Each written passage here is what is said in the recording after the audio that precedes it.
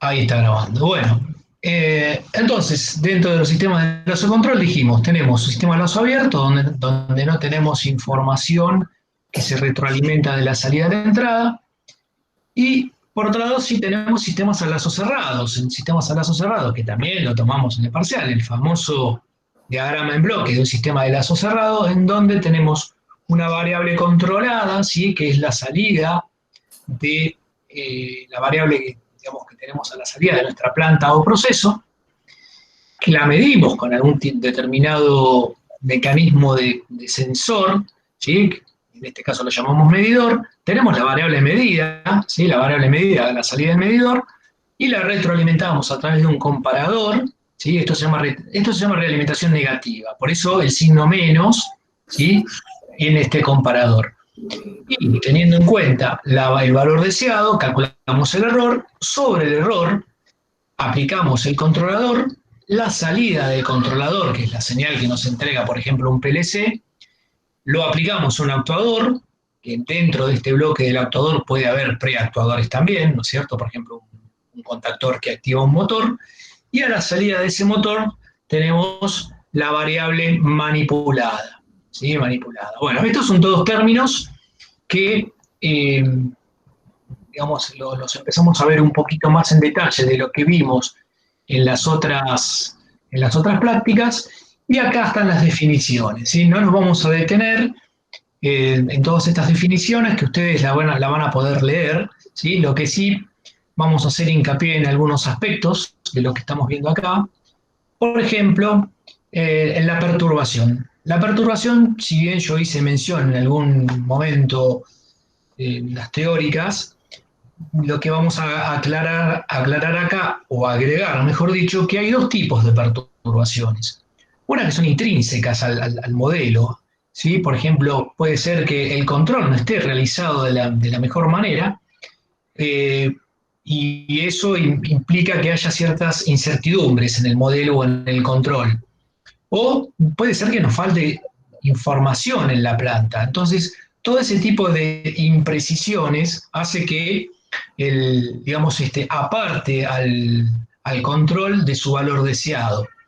El otro tipo de perturbación, que sí ya lo vimos, son las externas. Por ejemplo, supónganse que estamos controlando la temperatura en un tanque, y bueno, y ese tanque no es perfectamente hermético. Entonces, si nosotros deseamos que la temperatura en ese tanque sea de determinados grados centígrados, digamos, como las paredes no son perfectamente térmicas, hay una perturbación de la temperatura exterior que los tiende a sacar del equilibrio. Ese tipo de perturbaciones son las que conocemos como perturbaciones externas, ¿sí? Bien, todas las demás variables, los demás parámetros ya los conocemos, la señal de referencia, el controlador, el proceso, la planta, y vamos a hacer hincapié en en estos últimos datos que están aquí, que digamos, como ingenieros de control, cuáles son los elementos que uno tiene que tener en cuenta, o sobre dónde hay que poner un poquito la lupa, ¿no?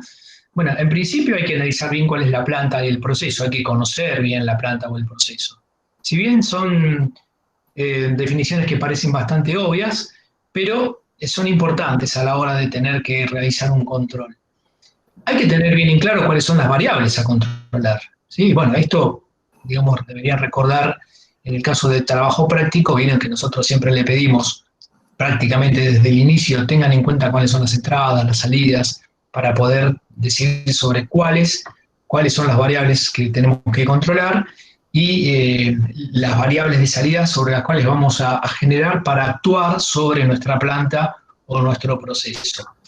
Y otro tema que es importante, vieron que también le pedimos ese es Valentino, siempre presente, las especificaciones que tenemos que tener en cuenta en el caso de los rangos de las señales, si son analógicas, si son lineales, si tienen histéresis, si, bueno, en fin, todas las especificaciones que hemos visto en la parte de sensores son importantes para poder eh, planificar un sistema de control.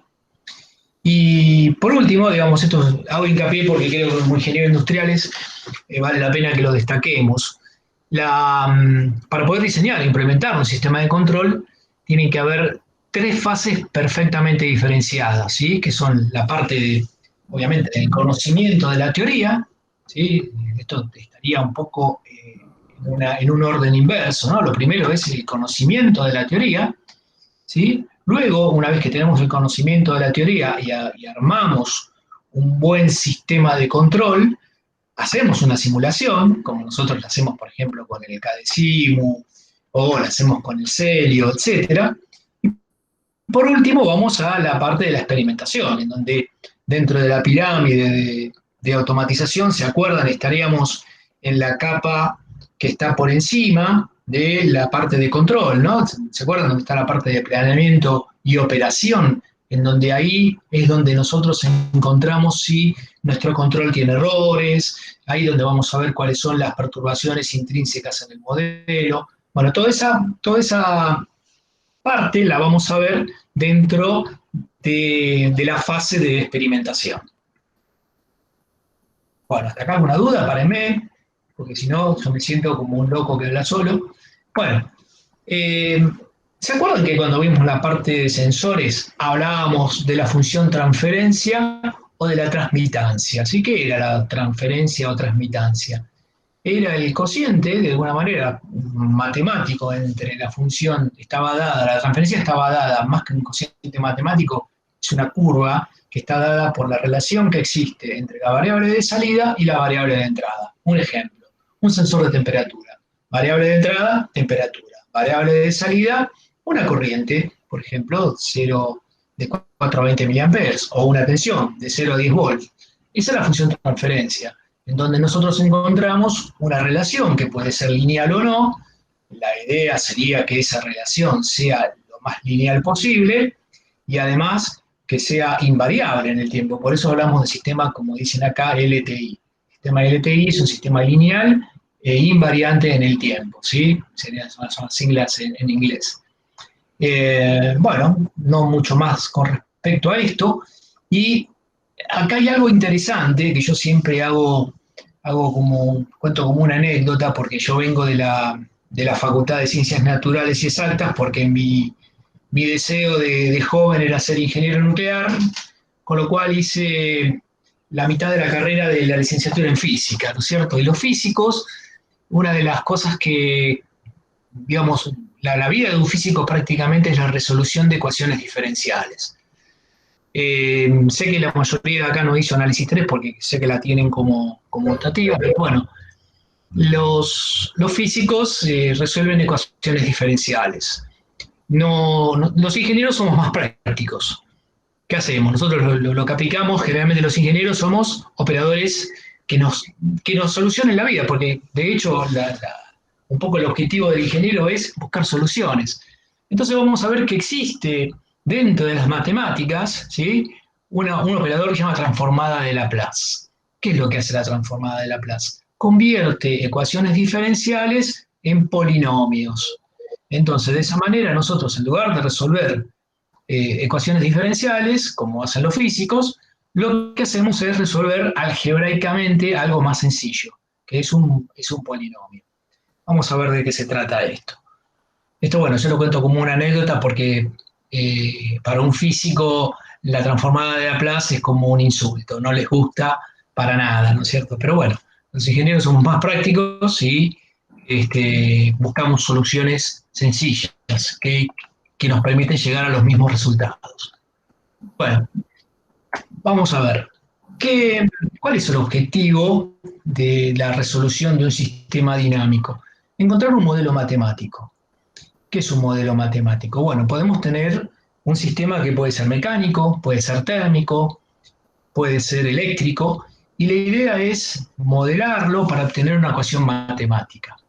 Y esa ecuación matemática nos va a permitir predecir cuál va a ser su comportamiento cuando nosotros lo sometemos a una determinada entrada, ¿sí? Por ejemplo, si el sistema es eléctrico y lo que queremos hacer es estudiar cómo va a ser la evolución de la carga de un capacitor o de la tensión de salida de un capacitor con respecto a una señal escalón de entrada. Bueno, entonces la idea es, a través de este operador matemático, poder encontrar un modelo matemático que lo represente de alguna manera. Antonito, si vos querés meter bocado, no, Sí, no tengo... no, seguí, porque va bien, va bien. No, bueno, bien, bueno.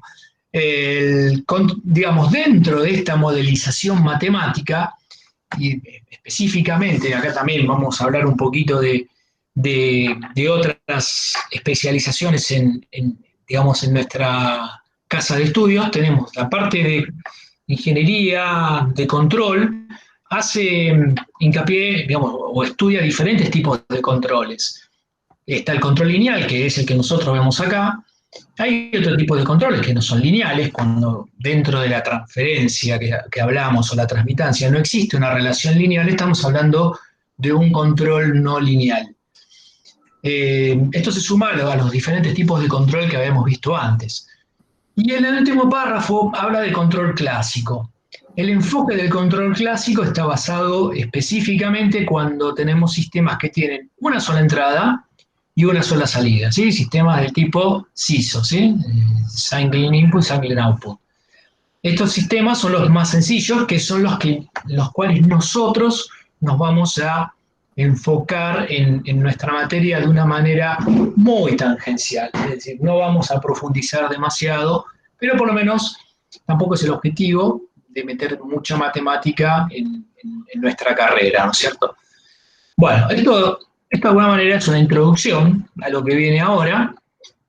Ahora viene un poquito el álgebra de los diagramas en bloques. ¿Vieron que estuvimos viendo el diagrama de bloques de un lazo cerrado? Bueno, el diagrama en bloques, que como ingenieros industriales estamos bastante acostumbrados a manejar, lo que nos permite ver es de alguna forma cuál es el flujo, ¿sí? El flujo de las señales que están involucradas dentro de un sistema, sin importarse tanto por lo que ocurre físicamente dentro de cada uno de esos bloques. Bueno, los diagramas en bloques nos ayudan mucho a poder organizarnos para poder entender cómo son los sistemas. Vamos a arrancar con este tipo de sumadores, ¿sí? Este tipo de, vieron que en el diagrama de control lo conocemos como comparador, ¿sí? También se conoce como sumador o restador. Entonces, cuando queremos sumar o restar dos señales, básicamente utilizamos este bloque. En este caso, le ponemos a su entrada, si tiene un signo más o un signo menos, si lo que queremos hacer es sumar o restar dos señales que obviamente, ¿cómo tienen que ser esas señales? Esas señales tienen que ser compatibles, ¿sí? O sea, si esta señal es un valor de referencia, por ejemplo, de una temperatura, claramente la señal P que va a venir por el lado del signo menos también tiene que ser una señal que sea compatible, es decir, otra temperatura. No puedo comparar magnitudes que son diferentes. Bueno,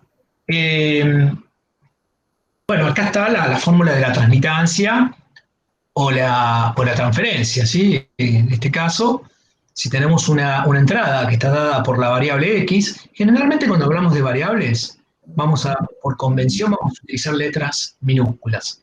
Y con respecto a las transmitancias o transferencias, vamos a utilizar letras mayúsculas. ¿Sí? Bueno, esto ya lo vimos, dijimos que la transmitancia o transferencia estaba dada por la variable de salida dividido la variable de entrada, ¿sí? Como lo que se trata es de modelizar matemáticamente un sistema, lo que vamos a hacer es empezar por definir una ganancia o una transmitancia o una transferencia general que va a estar dada por la variable de salida dividido la variable de entrada. Vamos a ver que esta G puede estar compuesta por varias cosas. Por ejemplo, puede estar formada por un producto de dos transferencias o dos transmitancias. Bueno, el álgebra del bloque es muy parecida al álgebra común, la álgebra que todos conocemos, en donde se cumplen las, digamos, las propiedades conmutativas, asociativas, podemos sacar factor común tanto de una transmitancia como de una variable, ¿sí? Y bueno, también podemos usar la regla de los signos, ¿sí? Y también podemos entender que existen, por ejemplo, bueno, lo va a decir más adelante, transferencias que son de ganancia unitaria, que en ese caso como lo indica acá en este diagrama de acá abajo, si tenemos una transferencia que tiene un valor unitario, es como un cable, ¿no es cierto? Obviamente cuando la entrada coincide con la salida, obviamente estamos hablando de una transferencia unitaria. También existe la inversa, ¿sí? Como dada por la 1 sobre el valor de la transmitancia. Bueno, el producto de esas dos me da 1, ¿no es cierto? Si yo agarro una transmitancia y le la multiplico por la inversa, me da 1. Muy bien.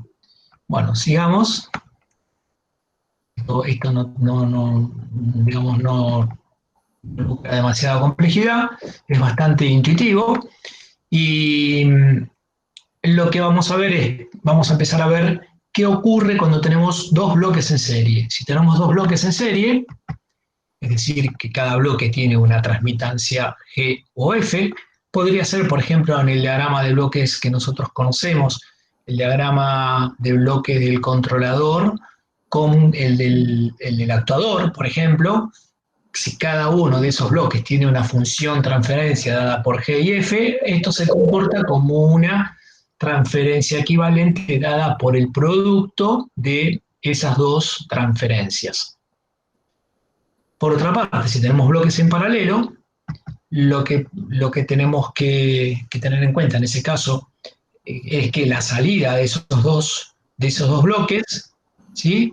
Tienen que ir a un sumador o a un restador. No se unen, digamos, como es acá en el caso de la entrada, ¿sí? Que no tengo un sumador o un restador, sino que en este caso, bueno, en la misma entrada que entran los dos. Podrían ser entradas diferentes también, ¿verdad? Bueno, en este caso, si la entrada es común, que es X, y la transferencia es G, acá, bueno, acá dice G, pero acá tendría que decir F, esto está mal, acá tendría que ser F, supónganse que tenemos transferencia G y transferencia F, a la salida vamos a tener G por X y F por X. Y en este caso, cuando están en paralelo, se suma, no se resta, de acuerdo al valor del signo del sumador o del restador.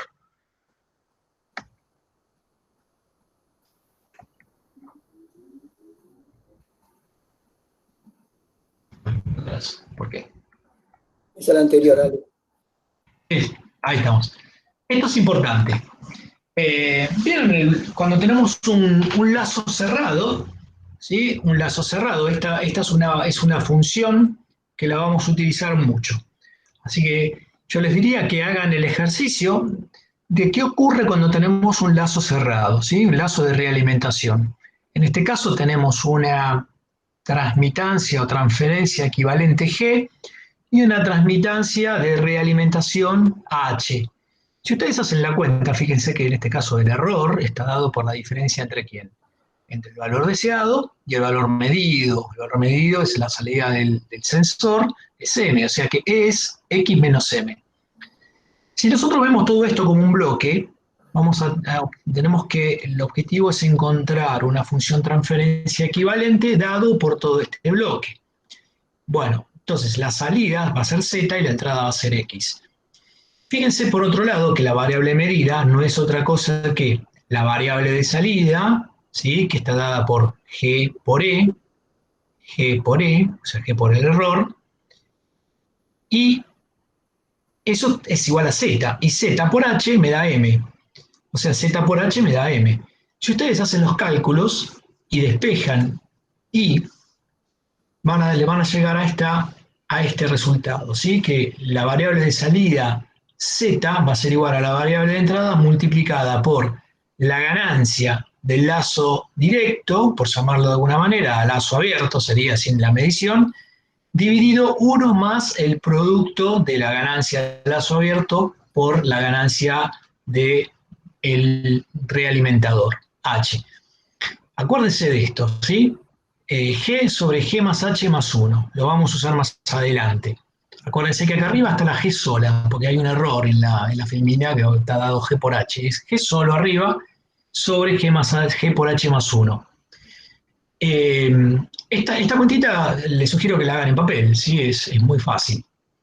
Entonces, cuando tenemos un lazo cerrado, esta G vuelvo a repetirles, es la G equivalente de una combinación de otras ganancias, ¿sí? Puede ser productos, sumas, paralelos, series, multiplicación por ganancias, por constantes, etcétera. Bueno, Ale, hay un error también ahí en esa filmina que es G por E no, en lugar de G por X ahí, ¿no? sí, es que por eso, sí, sí, yo lo mencioné, Está bien. no Sí, lo, no lo es la G idea por de E. los bloques es que los bloques pueden llegar a ser, los sistemas pueden llegar a ser muy complejos, entonces hay que tratar de minimizarlo y llegar siempre a este tipo de bloques, ¿no? Exactamente, sí, sí. Acá corrijan que también es G por E, ¿sí? La entrada de este bloque es E y no X. X, acá sería G por E, donde E es X menos M. X menos M.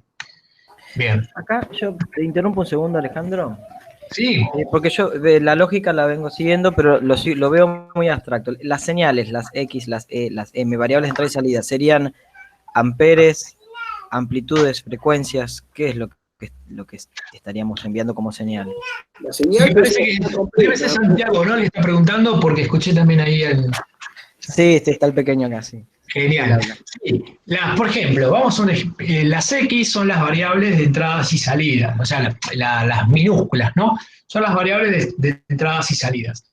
Puede ser una temperatura, puede ser grados, puede ser una Ale, tensión, un nivel, sí.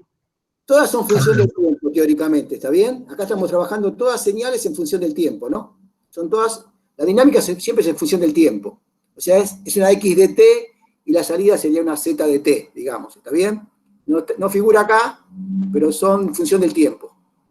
Sí, digamos, van a tener sus unidades también, pero cuando estamos hablando de control, de lazos de control, estamos hablando de control continuo. El control continuo es un control que está dado por funciones continuas, es decir, en funciones del tiempo. Como les dije antes, tienen que tener en cuenta que cuando entran en comparadores, por ejemplo, esas funciones tienen que ser compatibles, ¿sí? Tienen que ser eh, valores, funciones que sean del mismo estilo.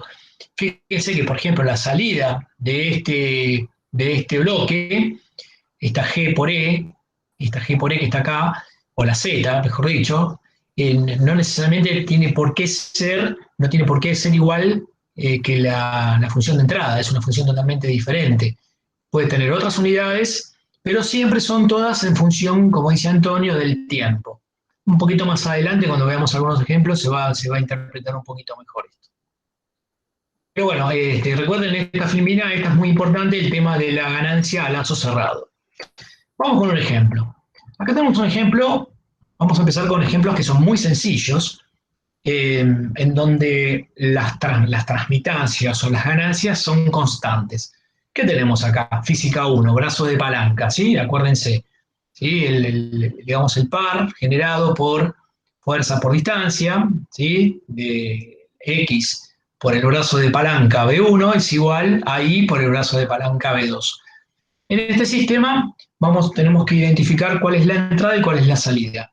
La entrada, en este caso, Santiago, es una fuerza, ¿sí? La fuerza dada por X, esa fuerza puede estar dada en kilogramos fuerzas, en newton, etcétera, es la fuerza que yo le voy a aplicar al extremo izquierdo de esta palanca. Entonces esta sería la entrada. ¿Y la salida cuál va a ser? Bueno, la salida va a estar dada por la variable y va a ser la fuerza que me entrega este brazo de palanca. ¿Sí? Recuerden, ¿se acuerdan cómo era? Que, digamos, por igualdad de torques, ¿sí? La fuerza dada por, por H, por X, por la fuerza de F1 sería, por el brazo de palanca 1 es igual a I por B2. Bueno, como la transmitancia está dada por la variable de salida sobre la variable de entrada, despejo acá simplemente y fíjense que la transmitancia en este caso me da continuo, o sea, en función del tiempo. Si yo digo, bueno, pero esta es una función del tiempo continua, sí, es una función del tiempo continua que es constante. B1 sobre B2 da constante. En este caso, bueno, no tengo mucho que analizar. Pero bueno, esto es un ejemplo muy sencillo, un ejemplo mecánico. Ahora vamos a un ejemplo neumático, ¿sí? Un ejemplo neumático, otro tipo de ejemplo. Supónganse que ustedes tienen en este caso una válvula de control. Voy a ampliar así se ve bien. Vamos a estudiarla, esta válvula de control. Esta válvula de control tiene una entrada X de T, ¿sí? Que en este caso, ¿qué sería? Sería la presión del aire, ¿sí? Una presión que ingresa por este lado, con lo cual la variable, esa presión puede ser, como depende del tiempo, puede ser variable en el tiempo, ¿sí? No necesariamente tiene que ser constante esta presión. De hecho, es necesario que sea variable, ¿por qué? Porque esta es una válvula proporcional. Una válvula proporcional que tiene que ir cerrando o abriendo, ¿sí? Junto con este vástago que está acá, este obturador, digamos, a partir de la entrada de una variable neumática, dada por la presión de este aire, yo voy modificando la apertura de este obturador para tener más o menos fluido caudal a la salida.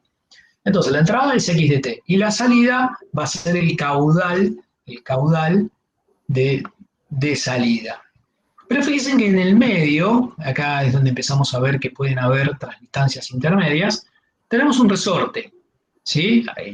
Que va a ofrecer una fuerza. Esa fuerza, ¿cómo está dada? ¿Se acuerdan? Por la ley de Hooke, que era K por el estiramiento, o sea, la constante del resorte, en este caso C, por el estiramiento dado por el indicador de desplazamiento del vástago, y vamos a tener una salida intermedia que va a ser la I de T, en este caso. O sea que tenemos un subsistema que podría ser la entrada de X de T, la salida I de T, en donde tenemos parámetros intermedios, que son la constante del resorte, el área de este diafragma, que está acá, obviamente que mientras mayor sea el área de este diafragma, mayor va a ser la presión que va a ejercer sobre el resorte, y a su vez ese desplazamiento, que va a ser la entrada a otro subsistema que está acá abajo, va a ser la entrada a este obturador, ¿sí? Que lo que va a hacer es abrir o cerrar el paso de este fluido, cuya salida va a ser el caudal. Entonces acá tenemos una segunda transmitancia o transferencia. Bueno, lo que, digamos, haciendo ciertas depreciaciones, como por ejemplo la histéresis, acá tenemos una empaquetadura que también le da un rozamiento importante al vástago, en fin, digamos, despreciando todo este tipo de rozamientos, para, digamos, hacer de alguna manera una simplificación del sistema, vamos a encontrar que la entrada que está dada por la presión del aire por la superficie, por el área del diafragma, va a ser igual a la constante del resorte por su desplazamiento. Estamos en una relación totalmente lineal. Este sería el primer subsistema. Y por otro lado, la salida del caudal va a ser directamente proporcional al desplazamiento. Estamos asumiendo que todas estas relaciones son lineales, ¿sí? No necesariamente esto tiene que ser siempre así. Pero bueno, por la disposición de esta válvula, es una válvula lineal, ¿sí?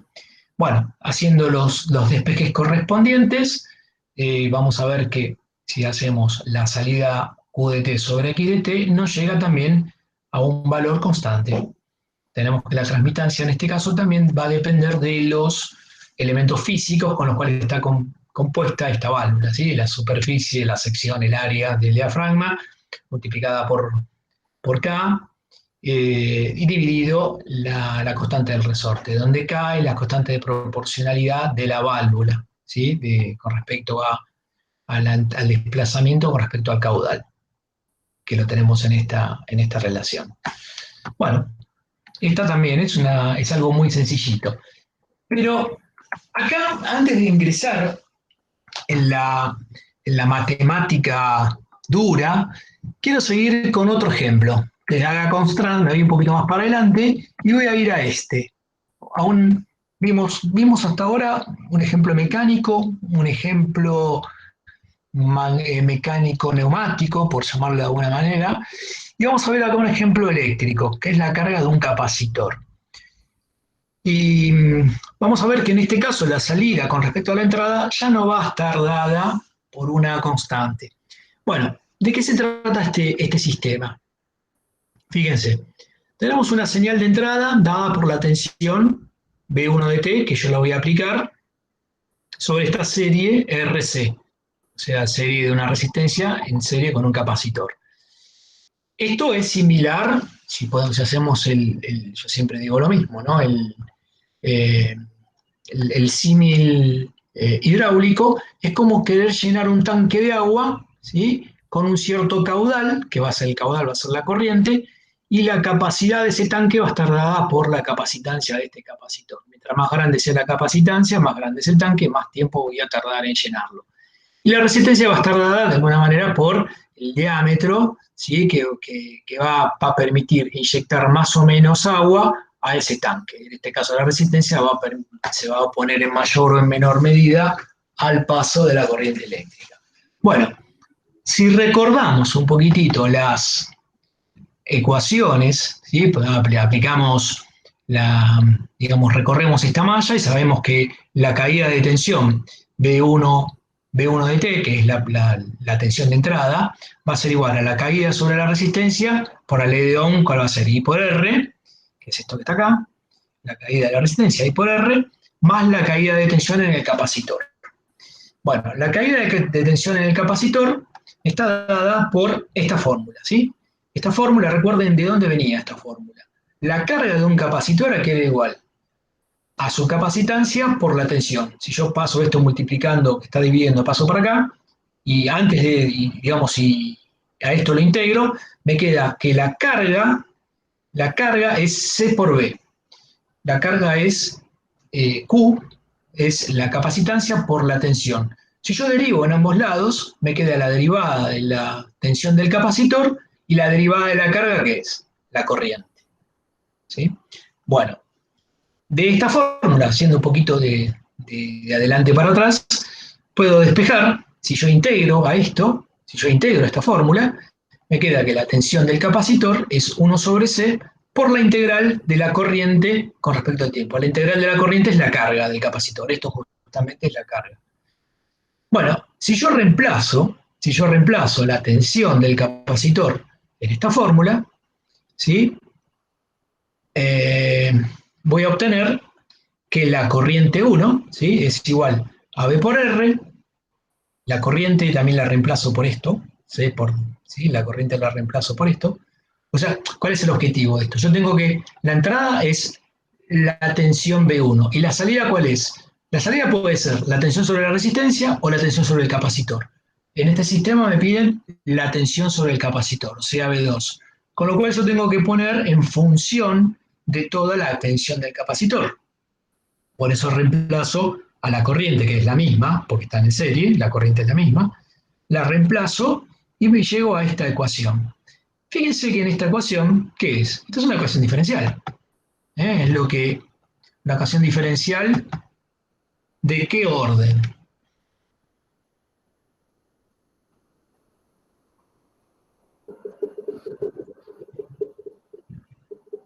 De primer orden, ¿verdad? ¿Por qué? Digamos, la derivada, ¿cuántas veces estoy derivando? Es una ecuación diferencial de primer orden porque aparece la primer derivada solamente de la tensión del capacitor. El orden de una ecuación diferencial está dado por el mayor grado de derivación de una ecuación, ¿sí? En este caso aparece la primera derivada, por eso es una ecuación de primer orden. Eso grábenselo a fuego, es una definición muy sencilla y fácil de identificar. Cuando ustedes encuentran una ecuación diferencial dada por diferentes órdenes de derivadas de una determinada variable, el orden o esa ecuación diferencial va a estar dada por el máximo grado de derivación, en este caso del primer grado. Bueno, y fíjense que... Sí. No, para Santiago, que quería saber de qué tipo eran las señales de entrada y salida. En este caso puede ser una señal senoidal, y una amplitud y una función seno, por ejemplo, en función del tiempo, ¿está bien? ¿Quedó claro? Perfecto. Sí. Justo estaba viendo. Exacto, fíjense, acá viene bárbaro esto, para Santiago, para que vos veas que esta tensión de entrada, ¿sí? Que es una función del tiempo, estamos hablando de una tensión. ¿Se acuerdan cuando arrancamos con lógica cableada, yo hablé de diferentes tipos de fuentes? Pues esto puede ser una fuente de tensión continua, yo le puedo aplicar una batería, acá le puedo aplicar, como dice Antonio, una senoidal, le puedo aplicar un escalón, ¿sí? Una función escalón que pasa de 0 a 1, que en rigor es una continua que se empieza a aplicar a partir de cierto tiempo. Le puedo aplicar una onda cuadrada, ¿sí? Como como le poníamos al puente H, por ejemplo. Le puedo colocar una onda diente de sierra, o sea, una diente de sierra es que tiene una rampa, cae, tiene una pendiente de subida y cae abruptamente. O le puedo aplicar... Sí, Antonio. De cualquier tipo de señal, hasta audio. Claro, cualquier tipo de señal en función del tiempo. ¿Sí? Entonces nosotros generalmente cuando les tomamos este tipo de ejercicios les decimos, bueno, calcule cuál es la ganancia, la transferencia, la transmitancia de este sistema para una entrada tipo escalón, por ejemplo, que es la más clásica, ¿no? Es decir, ¿qué pasa si le aplico un escalón? Que ahora vamos a ver cómo es la entrada tipo escalón. Pero antes de ir a ese tipo de análisis, quiero que nos detengamos en la fórmula final que encontramos aquí, ¿no es cierto? Fíjense, yo tengo que despejar, para poder encontrar la transmitancia, tengo que poner la variable de salida sobre la variable de entrada. La variable de salida, ¿cuál es? BC, dividido la variable de entrada, que es B1. Acá no puedo despejar. ¿Por qué? Porque acá tengo la variable, digamos, en sí, y acá tengo la derivada de la variable. Bueno, tengo una ecuación diferencial. Entonces, yo tendría que encontrar qué función, generalmente las que cumplen este tipo las que pueden resolver este tipo de ecuaciones diferenciales son las valores exponenciales, ¿no es cierto? Pero bueno, como les decía, acá yo no puedo despejar la tensión del capacitor como lo hicimos en los casos anteriores. Entonces necesito recurrir a algún elemento, o resuelvo la ecuación diferencial como lo hacen los físicos, o me pongo el mameluco de ingeniero y digo, bueno, ¿qué operador matemático tengo para convertir esta ecuación diferencial en algo que algebraicamente lo pueda manejar mejor? Bueno, ahí es donde aparece el operador laplaciano o la transformada de Laplace. Ya que estamos en este ejemplo, vamos a ver cómo sigue la historia. Bueno, cuando yo aplico la transformada de Laplace, lo que hago es un cambio desde el dominio temporal a un dominio complejo que yo lo llamo S. Y acá es donde empezamos con la locura matemática, ¿no es cierto? ¿Qué es lo que hace la transformada de Laplace? En lugar de manejar una variable en el tiempo, paso a manejar una variable en el espacio complejo. Por eso fíjense que las variables que yo las manejo con Laplace las represento con letras mayúsculas, ¿sí? Y fíjense que una propiedad de la transformada de Laplace es que la transformada de una derivada, ¿qué es lo que hace? Se convierte en esto que está acá. S por la transformada de la función en el espacio complejo. Después tengo la transformada de la función en sí en el dominio temporal, es la función en el dominio complejo, y fíjense que ahora de una ecuación diferencial pasé a tener un polinomio. Un polinomio en donde la variable ahora ya no es el tiempo, sino que es S, pero la variable de salida, que en este caso es la tensión en el capacitor, ahora ya no me aparece derivada. Y ahora sí puedo sacar factor común B sub C, que es la tensión del capacitor en el dominio complejo, multiplicado por una constante que está dada que es el valor de la resistencia por el capacitor, por la variable S, donde S es una variable compleja, ¿sí? Ya vamos a ver ahora de qué se trata, más 1. Y acá ahora sí puedo sacar la transferencia en el dominio S, llamando tau constante de tiempo al producto de la resistencia por el capacitor. Llegamos a que la transmitancia en el dominio S es 1 sobre tau por S más 1. Ahora, ¿qué es esto? Y esto, los humanos no pensamos en un dominio temporal. Yo no sé lo que es un dominio complejo esto. Bueno, una vez que yo llego a la transmitancia digamos, en función de una variable compleja S, lo que hago es antitransformar, que es otro operador que me permite, así como pasé del dominio temporal al dominio complejo, vuelvo al dominio complejo al dominio temporal. Pero para ello, ahí yo les digo, bueno, pero ¿para qué tipo de entrada? Para el tipo de entrada escalón. El escalón es esta, ¿no? Cuando la variable de entrada, la tensión es 0, y a partir de un cierto momento pasa a valer un valor continuo de altura A. Esto es una variable de tipo escalón de altura A. Bueno, entonces, si yo reemplazo, aplico la transformada de Laplace a este escalón, la transformada de Laplace de este tipo de escalón, ya vamos a ver, es A sobre S. A sobre S. Si yo le aplico ese operador matemático a este tipo de función temporal, me da A sobre S. Bueno, entonces paso multiplicando B1 para el otro lado, hago la transformada, me da A sobre S por 1 sobre tau S más 1. La transformada de Laplace no es otra cosa que hacer una integral. Hacer una integral entre 0 e infinito de la función temporal multiplicada por e a la menos algo. Si yo hago toda esa cuenta, ¿sí? Me va a dar que la antitransformada, y la antitransformada también a su vez es otra integral, ¿no es cierto? Si yo hago la antitransformada, me va a dar esto. Ahora vamos a ver más en detalle. Y fíjense qué fue lo que hice. De la ecuación diferencial en el tiempo, apliqué Laplace, pasé a un polinomio en el dominio S. Saqué la transmitancia, le apliqué la antitransformada y volví al dominio temporal. Y ahora sí tengo la salida clásica de carga de un capacitor que, la voy a ampliar para que se vea bien, está dada por la altura de la función escalón por 1 menos c a la t sobre tau. ¿Sí? Fíjense que cuando t tiende a infinito, ¿esto a dónde tiende? ¿A cuánto tiende esto? Cuando t tiende a infinito. E a la menos t sobre tau es 1 sobre e a la t sobre tau, tiende a 0. O sea que cuando t tiende a infinito, esto tiende a 0, este paréntesis tiende a 1, o sea que la carga del capacitor va a tender a la tensión, digamos, al valor del escalón, ¿sí? Al valor continuo del escalón, tiende a A. Bueno, o sea que cuando t es igual a 0, e a la 0 es 1, 1 menos 1 es 0, la salida es 0, o sea que arranca del 0, ¿sí? Cuando t es igual a tau, acá me queda e a la menos 1, bueno, hay que hacer la cuenta, me da 0,63 en este caso de A, de la altura, o sea, el 63% del escalón, y cuando t tiende a infinito, obviamente que esto crece asintóticamente hacia el valor A. Bueno,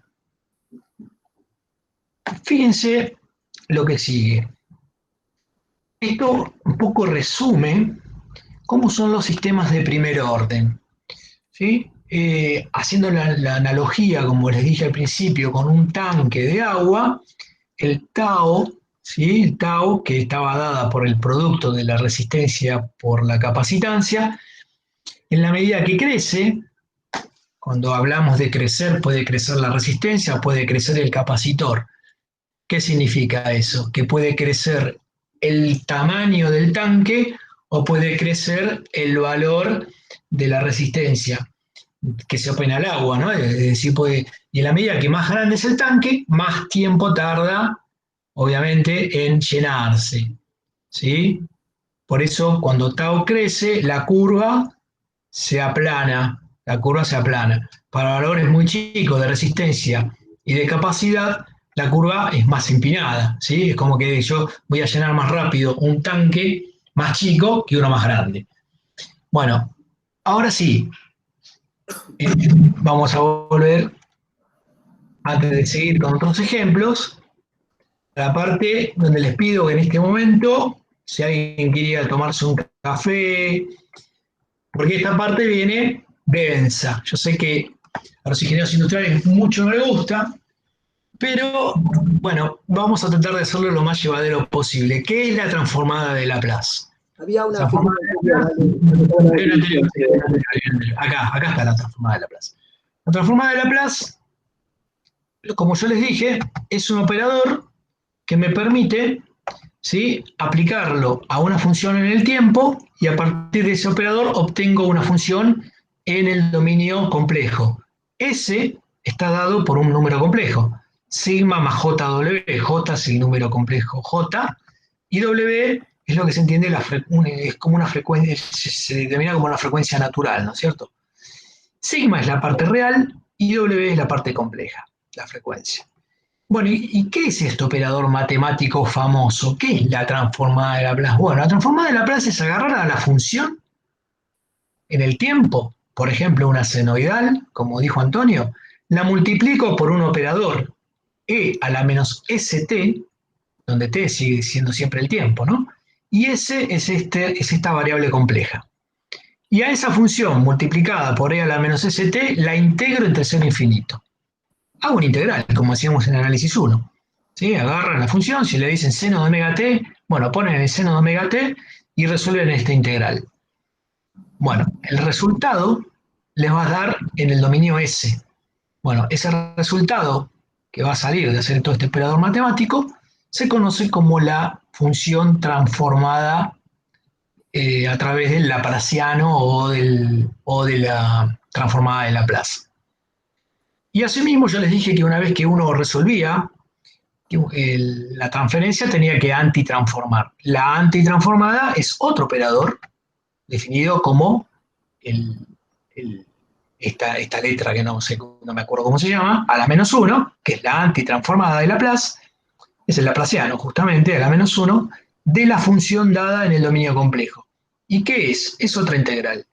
¿Y cómo es la integral? Bueno, es 1 solo de 2pi por la integral entre j, entre sigma menos jw, menos...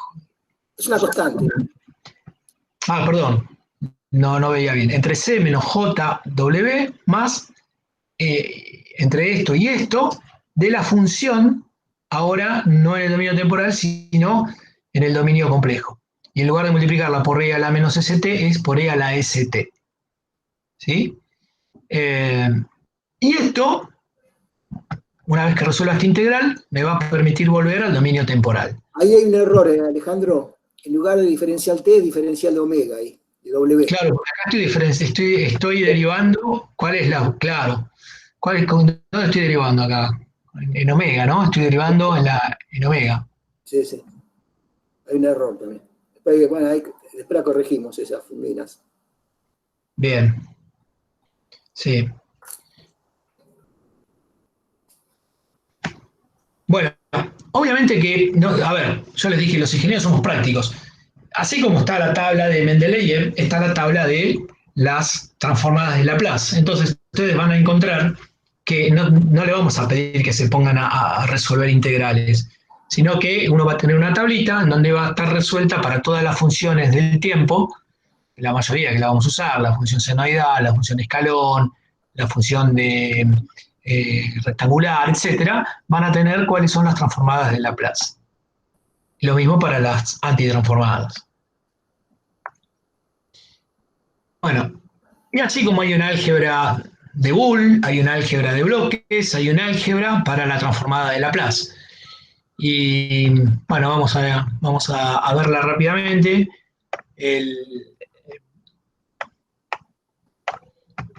Bueno, acá estamos.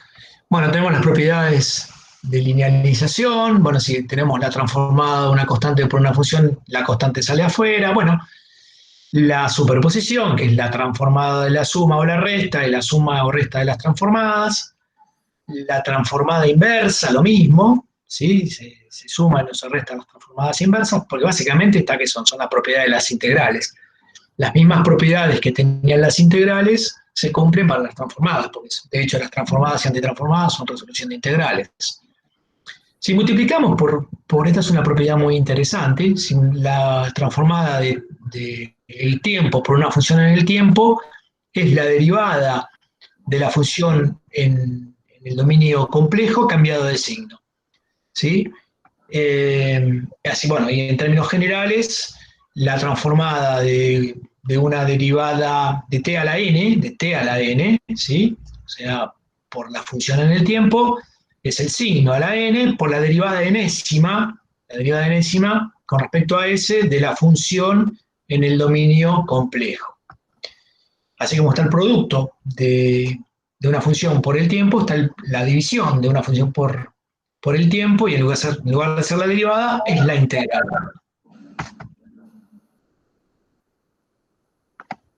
Bueno, esto voy rápido porque son básicamente las propiedades para que después tenemos, bueno, qué pasa con la traslación en el tiempo, ¿no? Si yo al tiempo lo desplazo en una constante A, ¿cuál es la transformada de Laplace de eso?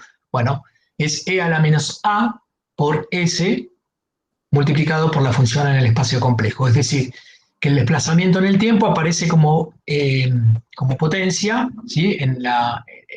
Como exponente de E, en este caso multiplicada por la variable compleja S.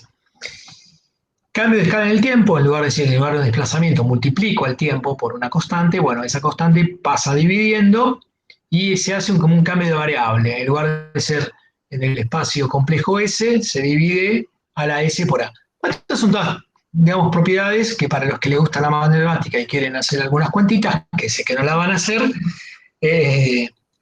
pueden tenerlas en cuenta.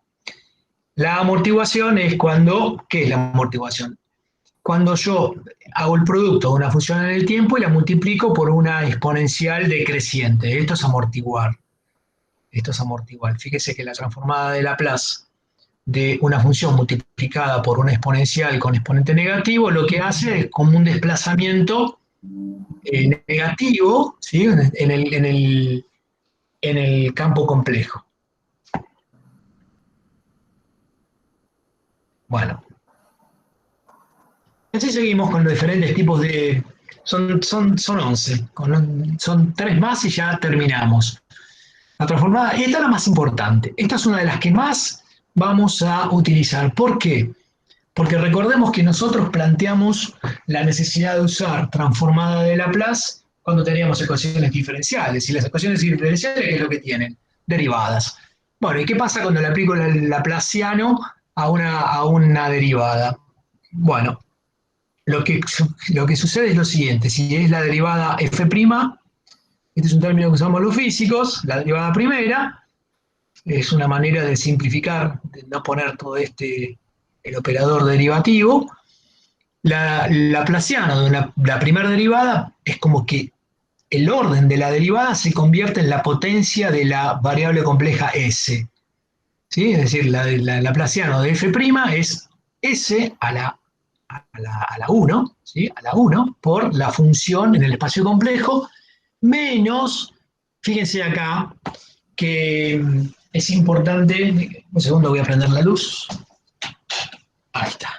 Es importante notar que esta F es mayúscula, está en el dominio ¿de dónde? El dominio complejo, mientras que esta F, ¿sí? Está en el dominio temporal. Entonces, cuando uno tiene que hacer la transformada de Laplace de una derivada, lo primero que hace es baja la S elevada al grado de la derivada menos la función en el tiempo, cero más. ¿Cero más qué significa? El valor que adopta del lado, si uno viene, digamos, recorriendo la función de la izquierda antes del cero. ¿Esto qué significa? Por ejemplo, si es una función escalón, aquellas funciones donde tiene saltos abruptos, por ejemplo, que salta de 0 a 1, este f de 0 más va a ser el valor que tiene la función a la derecha del 0. ¿Sí? Y estas son las condiciones iniciales. Acá está explicado. Obviamente que esta presentación la vamos a subir también al campus, ¿sí? Que no está subida todavía, pero la vamos a subir. Y bueno, Ale, acá sí es conveniente indicarle que ese F0 son condiciones iniciales. Si el capacitor estuviera cargado antes de suministrarle el escalón. Exactamente. Sí, ahora vamos a... Acuérdense que cuando hacíamos la derivada de la tensión del capacitor, no le restamos un valor inicial porque el valor inicial de la carga del capacitor era 0.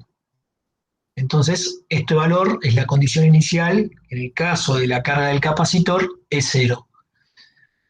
Bueno, si la derivada, en lugar de ser f' es f2', es decir, la derivada segunda, en lugar de bajar una s, baja una s al cuadrado por f de s, pero acá las condiciones iniciales tengo que pasar por todas las s de grado inferior al cuadrado, es decir, menos s por la f en 0 más, menos la derivada.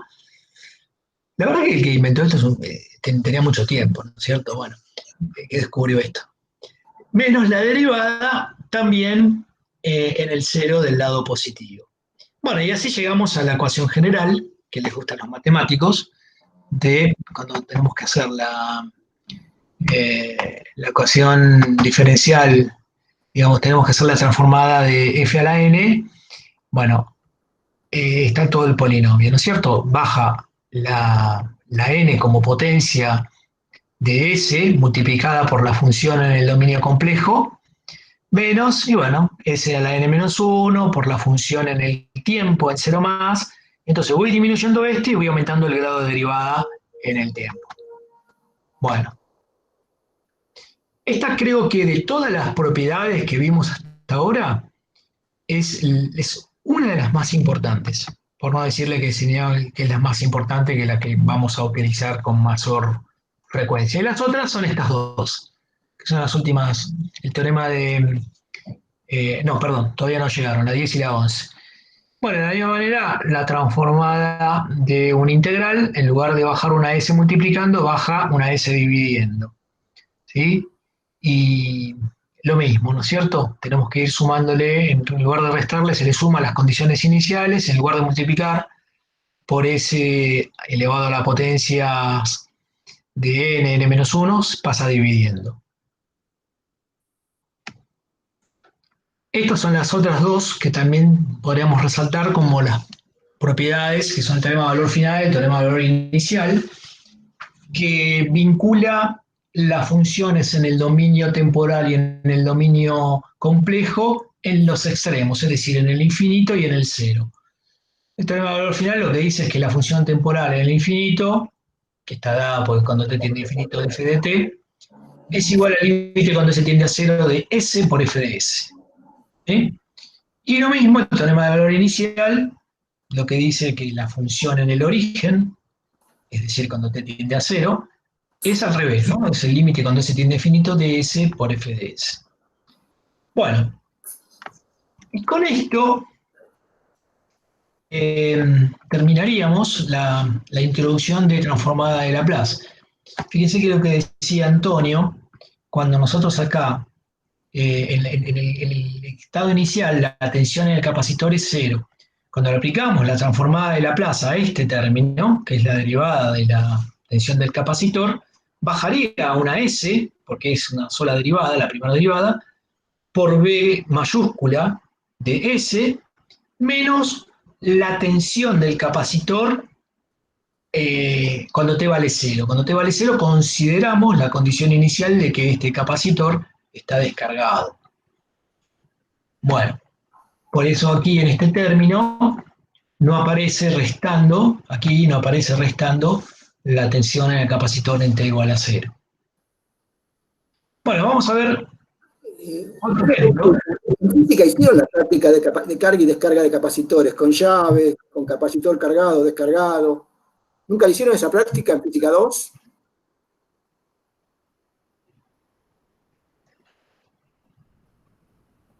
¿Están despiertos? Se ve que no le hicieron la práctica. ¿Alguien está despierto? Yo creo. Hace tantos años hice física 2 que no me acuerdo. No hay un TP, recuerdos la verdad. felices de física 2. Sí, yo no Pasó mucho tiempo. ¿No viene electricidad y magnetismo en física 2? Pasó mucho tiempo. Sí, pero no sé si hubo una práctica, por lo menos en mi caso, no sé si hubo una práctica. Generalmente, carga y descarga de capacitores, con llaves, con funciones escalón, generalmente. Yo asumo un comentario. no recuerdo. Yo la cursé hace 20 años casi y eso no se hacía. Pero vos sos viejo. Yo la puse Por eso digo. Yo la cursé en 2012. Tiene sí. dos o tres Bueno, años más yo que le- yo, yo- pero no recuerdo que se hiciera. Yo lo hice en la segunda. Y bueno, está bien, nosotros con Antonio estudiamos electrónica y bueno, ahí sí hacíamos No, la pero parte de... física era común para todos la física 2 en aquel entonces. Lo sigue siendo. Por eso los ingenieros... Sí, pero en un momento se abrieron, ¿eh? ¿Qué? Física 2A, física 2B, física 2C. Las industriales era la misma que creo que la de los electricistas, pero no de los electrónicos. Pero se Y dependía necesita mucho del también contenido de cada cápsula. capacitores, seguro que lo ven eso. En Sí, física te yo en garantizo que realidad no no. puedo hablar porque Le puedo preguntar a mi amigo profe, ¿eh? física 1, 2 y Claro. 3, análisis 1, 2 y 3 los hice en exactas, que era totalmente diferente a las físicas y a las matemáticas de ingeniería, ¿no? Física 2 vimos toda la parte de óptica y termodinámica, física 3 vimos toda la parte de electromagnetismo, y bueno, después había física 4, física 5, que bueno, ya que hasta física 3 llegué, después me pasé a acá a ingeniería, pero eh, creo que en electrónica veíamos algo de análisis de circuito, en el plano 86 que hice yo, en análisis de circuitos veíamos este tipo de cuestiones. No, pero en física 2, yo me acuerdo de la experiencia que hacíamos en el laboratorio de cargar y descargar capacitores y poníamos con condiciones iniciales y aplicábamos, no usábamos Laplace, usábamos la solución de ecuaciones diferenciales por los métodos clásicos, ¿no? Claro, porque en este caso es bastante sencillo la resolución de la ecuación diferencial, aparte del primer orden, ¿no? Bueno, acá tenemos otro tipo de ejemplo en donde tenemos un termómetro de mercurio. Entonces vamos a suponer que la temperatura del mercurio, la temperatura del mercurio, que sería la temperatura ambiente, ¿no? La que se encuentra antes de ingresarlo en el recinto donde queremos medir la temperatura, que en este caso va a ser la temperatura tita 1, ¿no? La tita 1, es la temperatura que queremos medir, ¿no es cierto? Entonces, bueno, consideramos que esta temperatura sigma 1 es la variable de entrada, es decir, nosotros queremos que nuestra variable de entrada sea tita 1 y queremos ver cómo evoluciona la temperatura del termómetro, lo que el termómetro nos va a dar. Entonces, vamos a ver que si definimos diferentes tipos de parámetros que están vinculados con el termómetro, por ejemplo, hay una constante U que se llama la coeficiente de transmisión de calor, hay una constante A que es la superficie de conducción del calor que va a estar dada por toda la superficie formada por el termómetro que va a estar en contacto con el recinto que queremos medir, la masa del mercurio, ¿sí? Y después tenemos el valor específico de mercurio y la capacidad calorífica del mercurio que está dada justamente por la masa, por el calor específico, ¿no? Lo que vamos a despreciar en este caso es que el vidrio es como que no absorbe temperatura, es como que es despreciable los efectos que tiene el vidrio del termómetro. Bueno, para este sistema se cumple esta condición, ¿sí? Que digamos, el producto del coeficiente de transmisión de calor por toda la superficie de conducción, multiplicado por la diferencia de temperatura, es igual a la masa por la derivada de la temperatura. Esto es como una velocidad, ¿no es cierto? La derivada de la temperatura es la velocidad de crecimiento de la temperatura. Bueno, entre la primera ecuación y la última, ¿sí? Podemos despejar eso y maximizo. Ahí estamos. Y fíjense que reordenando tenemos una constante formada por los parámetros intrínsecos del termómetro en sí, multiplicado por la velocidad, digamos entre comillas, la derivada de la temperatura que sería nuestra salida, más la temperatura 2 es igual a la temperatura. Nuevamente, tenemos una ecuación diferencial de primer orden. Bueno, y lo que tenemos que hacer cuando tenemos que resolver sistemas de primer orden, siempre tratar de llevarlos a una transmitancia de este estilo. Bueno, previamente a esto, fíjense, ahora vamos a nombrar una nueva constante de tiempo, tau, que va a estar dada por todo este producto dividido U por A, ¿sí? Nos queda esto, ¿verdad? Aplicando la transformada de Laplace, fíjense que acá no es muy feliz esto porque no hace distinción entre este tita, que tendría que ser minúscula, ¿sí? Y este otro tita, ¿sí? Que es, acá estamos en el dominio temporal y acá estamos en el dominio complejo, ¿sí? Así que, bueno, es una observación que les hago para que no crean que es inmediato el paso de esto. No es un paso algebraico, sino que esto se está aplicando una transformada de Laplace de acá a acá. Y fíjense que nuevamente, igual que al capacitor, llegamos a una transmitancia que es del orden de 1 sobre algo, que es siempre la constante de tiempo tau, por S más 1. Y fíjense que hay una analogía, ¿no es cierto?, con el caso del capacitor. ¿Sí? Si uno analiza el tau, ¿se acuerdan que el tau era R por C? ¿No es cierto? R por C. En este caso, la R sería, digamos, la resistencia, fíjense, que sería la inversa de 1 sobre U por A. Mientras más grande es el área y más grande es la constante U, que es la constante de transmisión calórica, creo que era, en la medida que crece eso, menor va a ser la resistencia. Y por otro lado, la capacidad va a estar dada por la masa del mercurio y por la capacidad, coeficiente específico calórico del mercurio. Es decir, que la capacidad, acuérdense que eran como el volumen del tanque. Mientras más grande va a ser la masa del tanque, del mercurio, es la analogía de que más grande es el volumen del tanque, ¿no? Bueno, y esto es exactamente igual si uno hace, si uno hace la curva, que el caso del capacitor. ¿Sí? Mientras, en la medida que tau, dado por esos parámetros, crece, la curva se aplana cada vez más. Y siempre asintóticamente, siempre hablando, ¿no?, para una entrada tipo escalón, en este caso la altura del escalón es 1, es unitaria, se achata.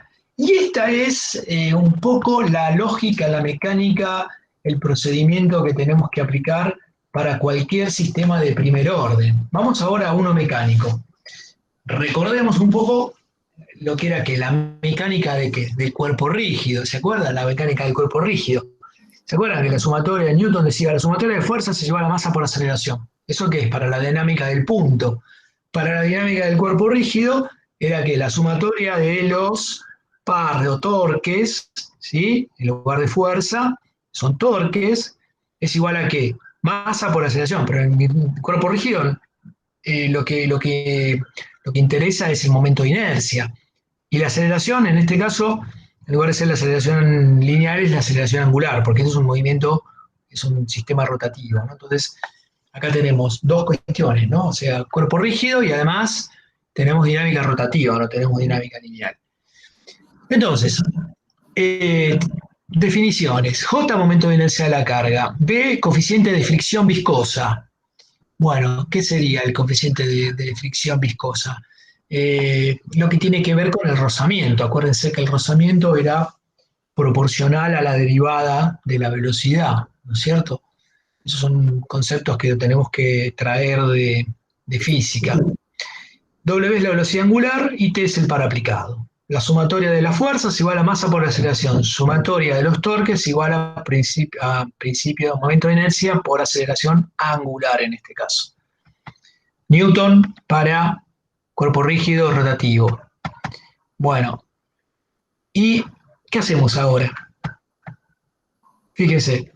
Bueno, aplicamos Newton, ¿no? ¿Cuáles son todas las fuerzas intervinientes en este sistema?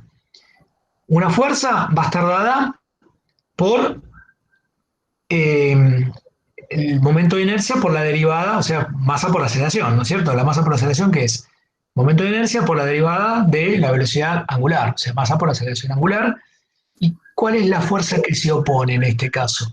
Bueno, la fuerza que se opone, que esto tendría que estar del otro lado restando, es decir, las fuerzas aplicadas sobre esto sería el torque que yo le doy acá, menos lo que se opone, que sería el coeficiente de fricción viscosa multiplicada por la velocidad angular. O sea, esto inicialmente se aplica con rigor, esta fórmula, esto tendría que ir del otro lado restando. ¿Cómo? La salida en este caso va a estar dada por ¿quién? Por la velocidad angular. La salida es la velocidad angular, W. ¿Y la entrada cuál es? El torque que yo le doy. Es decir, yo le doy un torque a este sistema y la salida va a ser ¿qué? La salida resultante es la velocidad de giro de este sistema. Bueno, nuevamente, ¿qué tenemos acá? Lo mismo de siempre, ¿no? Lo que tenemos es una ecuación diferencial de primer orden en donde la variable temporal que queremos que va a ser la salida va a ser la velocidad angular. Aplicamos Laplace y va a aparecer un JS por W mayúscula de S más B por W de S. Consideramos que la velocidad inicial angular en el tiempo es nula, con lo cual las condiciones iniciales nos permiten anular esos términos horribles que siempre los, digamos, esperamos o deseamos que los docentes nos digan. Cuando yo hacía física 1 siempre decía lo mismo: por favor que las condiciones iniciales sean cero, porque si no te complica toda el cálculo matemático. Bueno, bueno, y entonces, como les dije, aplicando transformada de Laplace y despejando la salida, que en este caso, como les dije, en este caso es omega de S. Fíjense que ahora acá sí hizo correctamente la corrección de mayúsculas. O sea, el omega pasó a ser un omega mayúscula, y el T es el torque también, que está dado por letra mayúscula. Y nuevamente, fíjense, como les dije antes, hay que llegar a una transmitancia que sea una constante dividido algo por S más 1, ¿no? O sea, si yo esto puedo multiplicar y dividir por arriba y abajo por J sobre B, entonces acá me queda más 1, ¿sí? Y ahí adelante me sale acá está, ¿no? Acá está, justamente. Multiplico y divido. Ah, no, no lo hizo. Multiplico y divido. Valores. Le puso valores, bueno. Pero fíjense que siempre queda, digamos, una fracción donde tengo una constante multiplicado, la constante saldría fuera de esta fracción, multiplicado por 1 sobre algo por S más 1. ¿Sí? Era más feliz por B ahí. Era B denominador por B larga mayúscula. Por B larga mayúscula. Claro, multiplicar numerador y denominador por J sobre B larga mayúscula.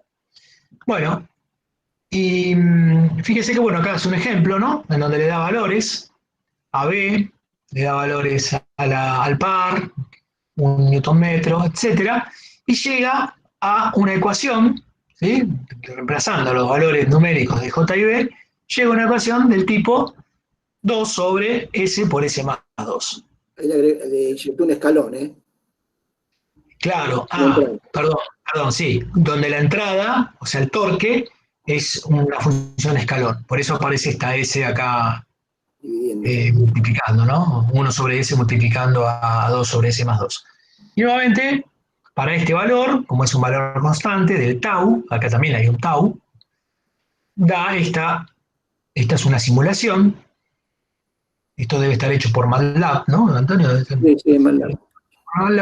De cómo sería la respuesta al escalón de este sistema. Bueno, y no hay mucho más. A ver. Sí, perdón. ¿Qué pasa? Hasta ahora estamos hablando de sistemas a lazo abierto. Es decir, le doy un escalón, le doy una entrada de escalón y veo cómo evoluciona la salida. Pero ahora vamos a analizar qué ocurre si cierro el lazo. Es decir, yo quiero calcular cuál sería la transformada de Laplace para un sistema a lazo cerrado. Esta parte es importante porque nosotros a veces le podemos preguntar en un ejercicio de coloquio, calcule la transferencia a lazo abierto y a lazo cerrado.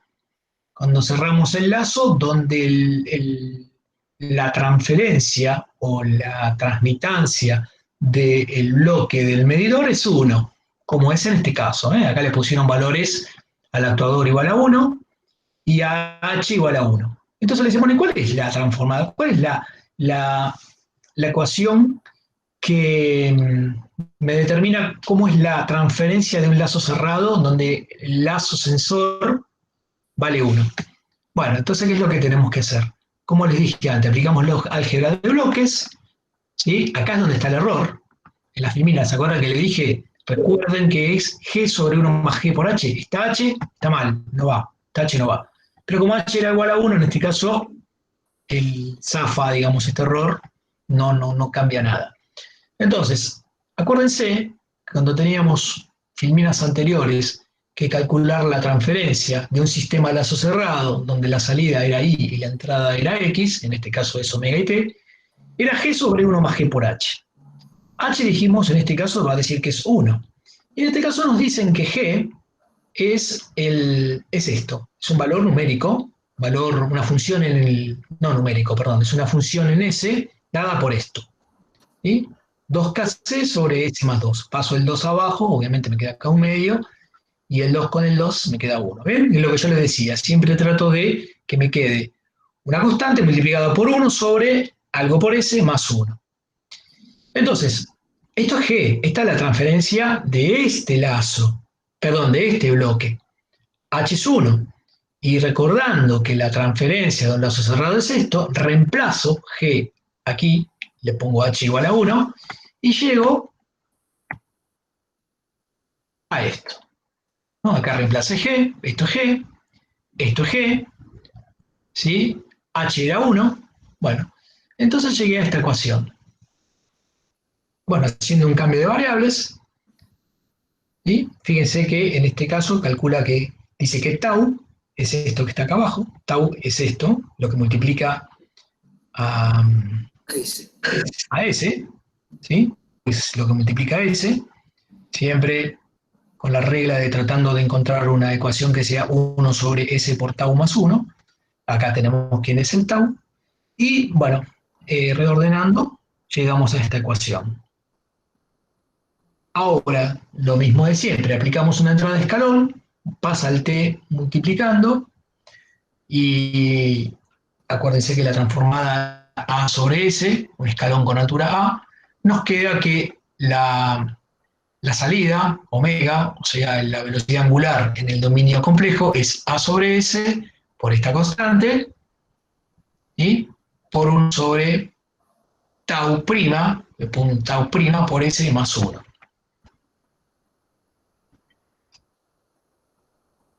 ¿Y ahora qué hacemos? La antitransformada. Bueno, la antitransformada es lo mismo de siempre, ¿no? Pues es este valor, 1 por E a la menos T sobre tau prima, caso. Y fíjense que acá es interesante este análisis. Esto me dice, bueno, pero esto también es un sistema de primer orden, te va a dar una exponencial asintóticamente creciente. Sí, pero acá es donde está la diferencia y acá es donde nosotros podemos llegar a preguntarle qué ocurre cuando uno cierra el lazo y en un sistema de primer orden, qué ocurre con el error en el estado estacionario. ¿Sí? ¿Qué es el error en estado estacionario? El error en el estado estacionario es la diferencia que ahí me queda entre mi valor del escalón, en este caso A, con el valor asintótico. Crece asintóticamente a A cuando cierro, como el caso del capacitor, que se acuerdan que se cargaba hasta A. Fíjense, cuando t tiende a infinito, esto tiende a 0. Cuando t tiende a 0, esto tiende a 0. Entonces, todo este término tiende a A por Kc sobre Kc más 1. Si Kc es mayor que 0, este término de acá abajo es mayor que Kc, con lo cual A, ¿cómo me va a quedar? Todo este término es menor a A. Esto significa que cuando t tiende a infinito, es decir, el error en estado estacionario, aplicando justamente, ¿vieron que yo les dije que era importante el valor final? Aplicando el teorema del valor final, el valor cuando t tiende a infinito de la velocidad angular t, estamos hablando digamos en el espacio temporal, es igual al límite cuando se tiende a 0 de S por omega de S. Entonces, ¿qué es lo que ocurre? Surge que la salida nunca llega a A, nunca llega a A, sino que queda por debajo manteniendo un error en estado estacionario. Hay un error permanente que va a estar dado por el valor A menos el omega en el infinito, ¿no es cierto? O sea, por la diferencia, por esa brecha, esa franjita que queda entre el escalón A y esta variable, ¿no? Y ¿cómo se llama? Este valor, el valor dado por esto. O sea que el error de estado estacionario es esto que está acá. A por 1 sobre KC más 1. Creo que esta era la última filmina, si mal no lo recuerdo. A ver. Chiquito. No, el gráfico. Bueno, acá está. Bueno, fíjense. Claro, ¿qué pasa con la respuesta del escalón cuando KC crece? ¿Sí?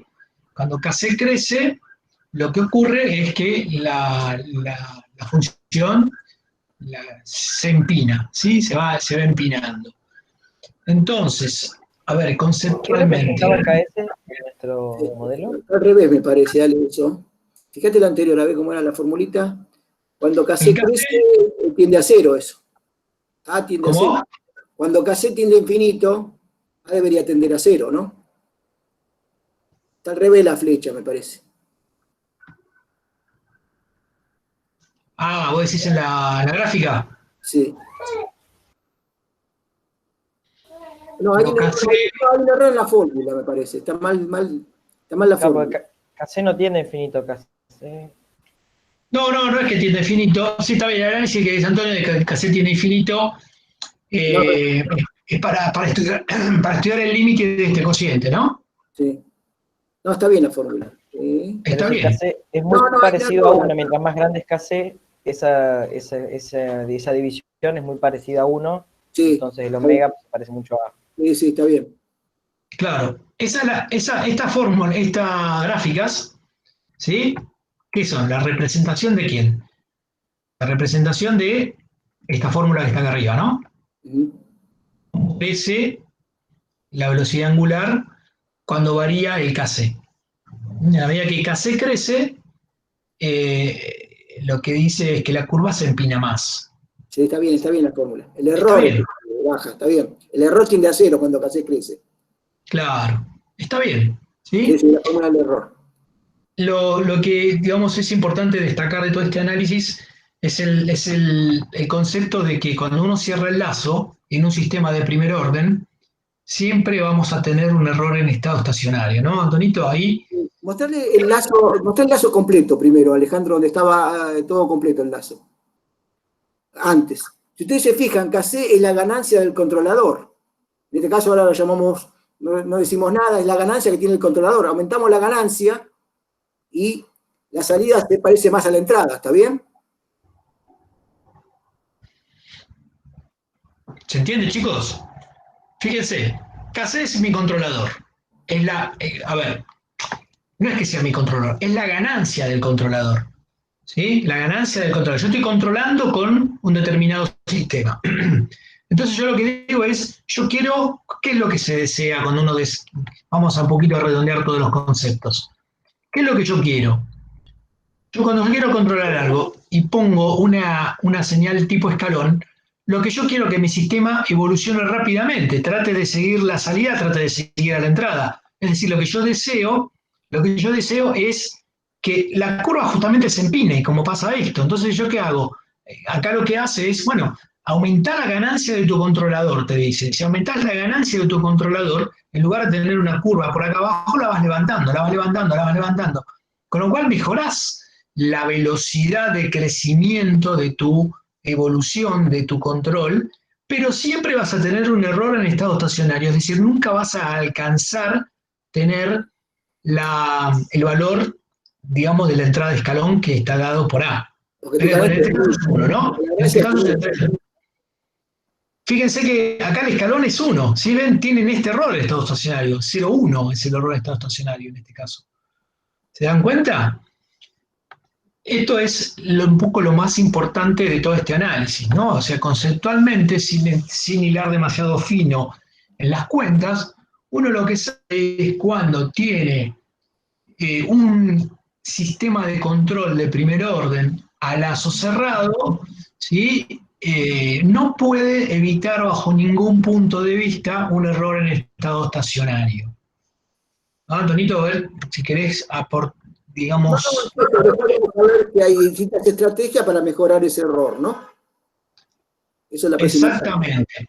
O sea que los sistemas de primer orden a lazo cerrado ya de por sí, ¿vieron cuando hablábamos de las perturbaciones que habían sistemas, perturbaciones internas, bueno, intrínsecamente en los sistemas de control de primer orden a lazo cerrado tienen esto, o sea, tienen esta peculiaridad. No hay manera de remediarlo, por eso tenemos que ir al sistema segundo orden, que me parece, no sé qué hora es, que lo vamos a dejar para... Sí, entonces lo vamos a dejar para la próxima, porque ya deben estar, me imagino, pidiendo tiempo.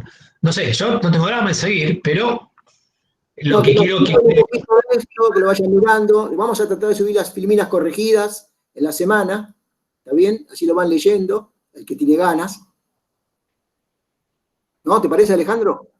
Sí, vamos a corregir esos errores, Antonito, que tiene la filmina y no hay ningún problema. Lo vamos... Creo que yo tengo algunas que están corregidas ya, después lo voy a mirar.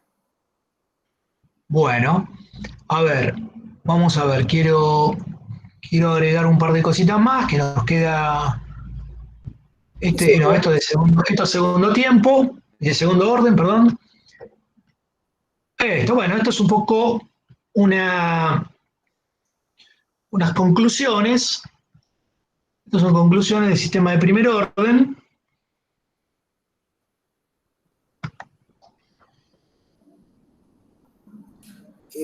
Hay una cosa que le podemos explicar a Ale que no vieron ellos, que cuando le aplicamos una señal a un sistema, hay un periodo que se llama el transitorio y después hay un periodo que se llama estacionario, ¿no? Claro, a eso apuntamos justamente con esto, ¿no? ¿Qué entendemos por transitorio y estacionario? Transitorio es, supóngase que ustedes tienen un valor de referencia, una señal de entrada, una consigna, una variable deseada, llámenlo como quieran, determinada. Entonces el sistema está estable. La velocidad de crucero del auto, ¿no es cierto? Volvamos al ejemplo que yo siempre... La velocidad de crucero del auto, uno viene a 100 km por hora y de golpe le dice, no, mira, ¿sabes qué? Ahora quiero que vayas a 60 km por hora. Le cambiaste el set point. Entonces hay una transición de mi variable original a mi nueva variable. Toda esa transición hasta que el sistema se estabiliza se llama transitorio, ¿no? Entonces, ¿qué tiene que ver? Esos transitorios tienen que ver con las inercias que tiene el sistema propio del sistema de control. Puede ser que sean oscilatorias, puede tener una velocidad de crecimiento o de decrecimiento, en este caso porque estoy bajando la velocidad muy rápida. Todo depende de cuál es la dinámica de control que yo busque. Generalmente lo que se busca es, por ejemplo, en el caso de una velocidad de crucero de un auto, si uno le dice andar de 100 a 60, lo que uno desea es que sea lo más rápido posible. Bueno, toda esa evolución que va de mi vieja señal de control a mi nueva señal de control es la parte transitoria. Y una vez que el sistema entra en equilibrio, estamos en lo que se llama en el estado estacionario. Bueno, entonces vamos a hacer un poquito un recuento de lo que ya vimos. Sistema de primer orden es aquel sistema que está modelado por una ecuación diferencial de primer orden. Identifico una ecuación diferencial de primer orden con la primera derivada de mi variable de salida, ¿no? Eso es sencillo, ¿no? Después, recordamos que tenemos que encontrar siempre una constante, que vamos a llamar la constante de tiempo, que es la tau.